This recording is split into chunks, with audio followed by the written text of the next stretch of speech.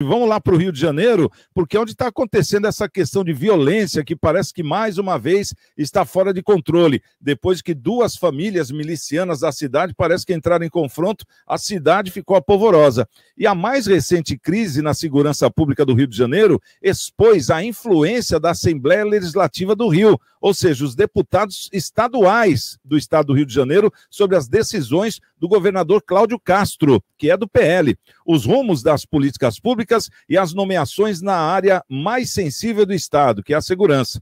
Bom, o levantamento feito pelo jornal Estado de São Paulo, Estadão, na produção legislativa dos deputados estaduais, indica uma morosidade e até omissão do Parlamento Fluminense quando o assunto é combate ao tráfico e milícias. O levantamento levou em consideração todos os projetos que citam o termo segurança pública. Desde o início da legislatura passada, em 2019, foram apresentados 7 mil projetos de lei na Alerj. Desses, voltados para a segurança pública como foco, representam 0,5% do total, um número muito baixo. Dos 42 projetos de lei apresentados no atual mandato, 4 apenas foram aprovados e 23 permanecem em tramitação e outros 13 foram para a gaveta sem debate em plenário. Dos 23 projetos em discussão, 15 são de deputados ligados ao ex-chefe do Executivo, como o deputado Anderson Moraes, do PL, também o Felipe Poubel, do PL, e o Rodrigo Amorim, do PL. O trio mais próximo do clã Bolsonaro. Apenas a deputada Marta Rocha, do PDT, ex-delegada da Polícia Civil, aparece entre os nomes de partidos de esquerda e trata sobre o tema segurança. Sem a discussão sobre as causas da crise de segurança, os deputados usam o parlamento da Alerj para barganhar a implantação do Programa Segurança Presente, uma das ações de patrulhamento de determinados bairros da capital e em cidades do interior, para atender às suas bases eleitorais.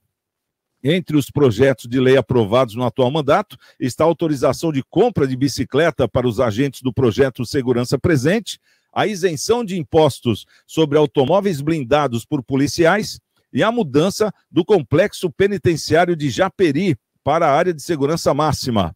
Procurada, a Alerj não respondeu aos questionamentos da reportagem do Estadão. É complicado isso, hein, doutora Luciana? A gente, parando para analisar, a gente vê essa bagunça na segurança, mas começam justamente por quem deveria representar o povo e não representa, ou seja, os deputados estaduais, hein? É verdade, Santiago. Rio de Janeiro merece uma atenção especial com relação à segurança pública, mas parece que o secretário está voltado aí por questões políticas e acaba esquecendo de dar a segurança devida ao cidadão, né? Ao cidadão carioca. E veja bem, não se conhece nenhum indicador que reduz os índices de violência, né? A falta de uma secretaria efetiva de segurança pública, parece que a polícia, tanto a civil como a militar, elas estão voltadas aí mais para os seus interesses próprios do que, em verdade, exercer aí a função que deveriam, que é a segurança pública da sociedade, né? As polícias parecem que buscam aí vantagens realmente para suas corporações, até porque tudo não se passa de... tanto a Polícia Civil como a Militar, né, tem um número grande, isso ajuda aí nas eleições, né, a eleger aí os seus secretários e tudo mais. Mas o que deveria acontecer no Rio de Janeiro, em verdade, era ter uma estratégia de segurança pública, né, mais eficiente, mais pontual. Você vê que o governador aí pediu o apoio da União, e quando, em verdade, isso já demonstra a total omissão aí do Rio de Janeiro com relação à segurança pública. E você vê que é engraçado, eles estão tentando alterar a forma de nomear aí o secretário de Segurança Pública do Rio de Janeiro, porque a lei anterior exigia 15 anos, que tinha que ser 15 anos delegado de polícia. Agora não. tem que estar 15 anos na função, pode ser ou policial ou delegado. Então, a soma dessas duas funções tem que dar 15 anos para nomear um secretário aí para a Segurança Pública do Rio de Janeiro. Ô, Marcelo, claro que é natural o cara puxar a sardinha para o lado dele, né? Quando ele é um candidato, quando ele está fazendo lá sua campanha para ser um deputado federal, um deputado estadual, seja lá qual for o estado, né? Ou até mesmo uma vereança, né? O cara faz lá aqueles inflamados comentários, né? Discursos, enfim. Mas, na prática, a gente vê que parece que muda o discurso, né, Marcelo? Isso aí a gente está cansado de ver em todas as questões. E conforme a doutora falou, poxa, o Estado tinha que fazer um projeto único, né? Para abranger, porque nós estamos falando do crime organizado. O crime organizado, ele tem um modus operandi dele, né? Ele já age daquela maneira em qualquer lugar, tem lá a sua hierarquia, enfim, até o proceder dos crimes, a gente vê que tem uma certa um certo jeito de ser feito, né? Um certo padrão.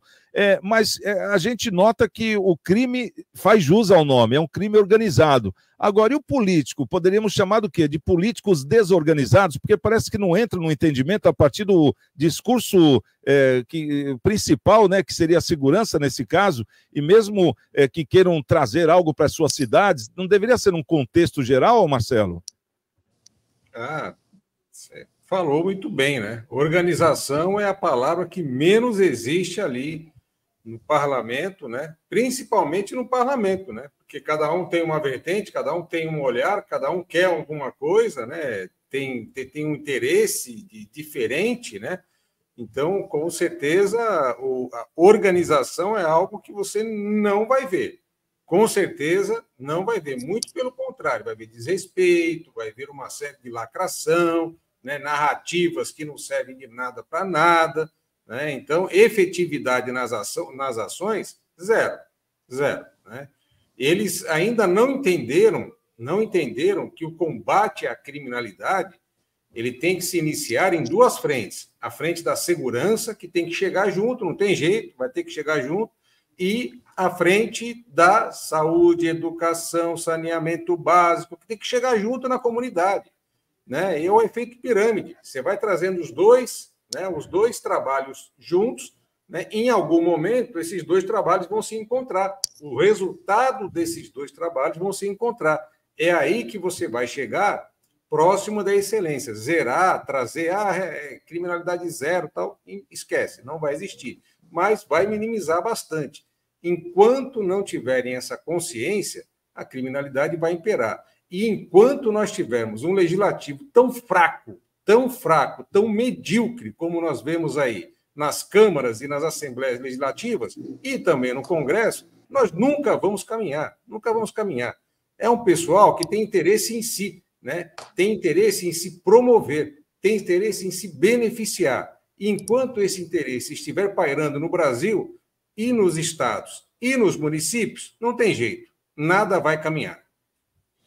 Ô, Paulinho, a gente sempre batendo na mesma tecla, né, na questão da segurança pública, a gente vê que o ano passa, as coisas passam, mas hoje quem manda no Rio de Janeiro, por exemplo, isso reflete-se a todo o Brasil, são duas famílias milicianas, né? Onde já se viu isso? Então, quer dizer, você pega o contexto do Rio de Janeiro há 30 anos atrás, a gente vê que tem um histórico que iria chegar ao dia de hoje, né? Onde duas milícias iriam comandar toda a cidade, o grupo político. E a gente nota aqui que, por exemplo, temos a bancada dos deputados que foram atrás de alguma coisa, né? E o que chama atenção é que a grande maioria deles é da direita, né? Ou seja, do partido PL, não tem outro partido. Lá da LERJ, né, no Rio de Janeiro, é o PL, que está votando alguma coisa ou querendo votar alguma coisa. E a gente vê pelos números aqui, e não vamos ser também discriminar, porque teve a delegada, né, que é do PDT, o único partido de esquerda,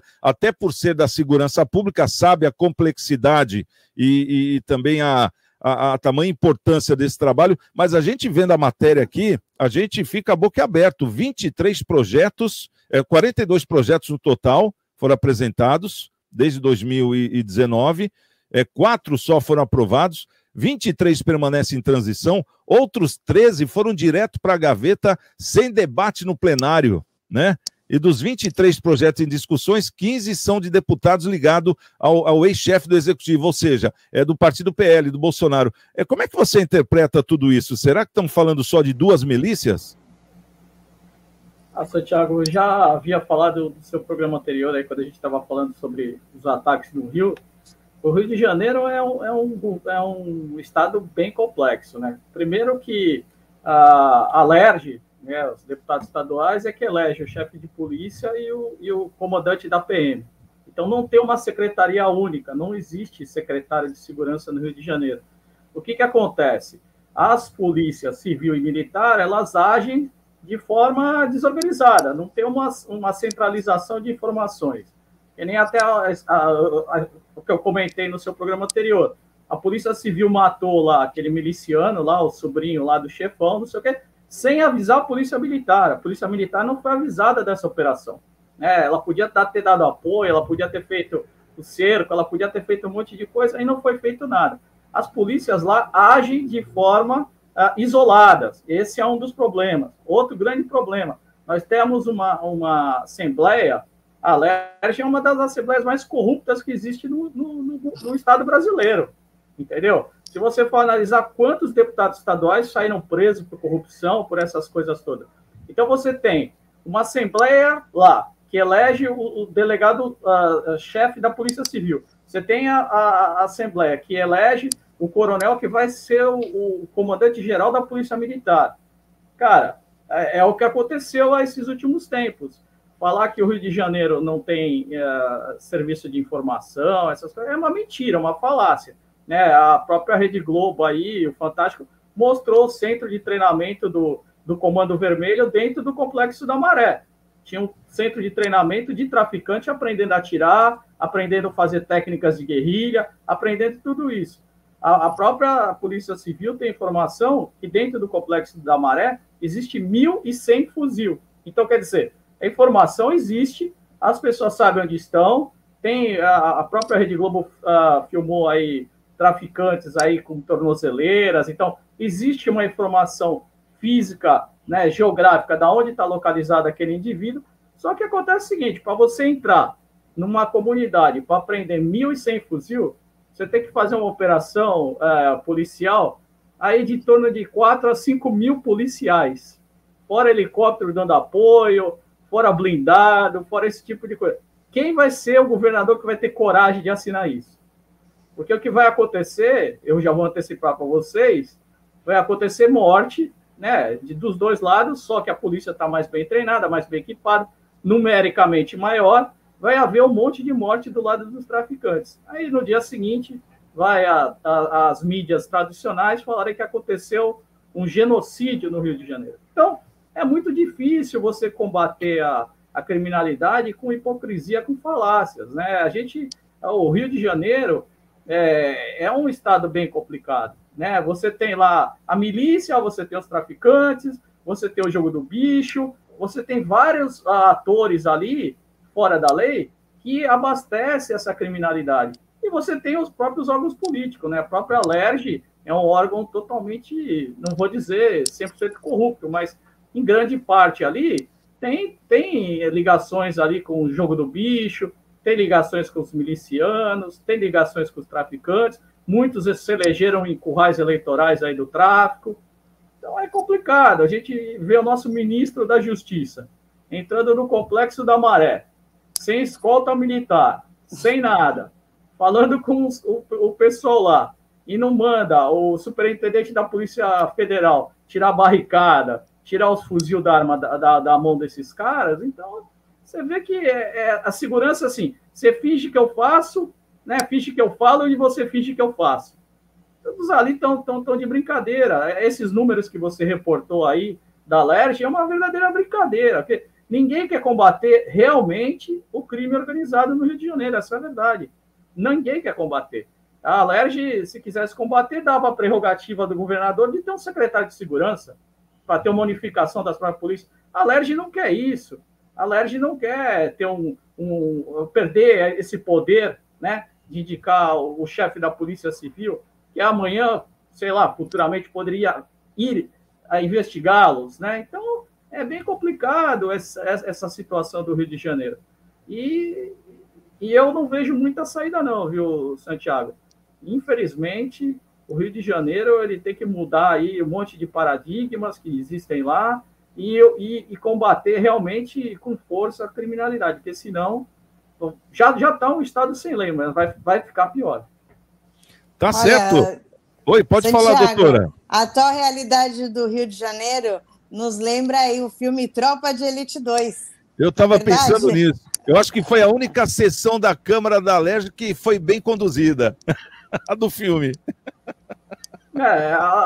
Se você for ver aí o número de deputados estaduais presos por corrupção, que são ligados a milicianos e traficantes, é um absurdo. Então, a Polícia Civil não vai querer investigar esse povo, porque é justamente esse povo que coloca o chefe da Polícia Civil lá.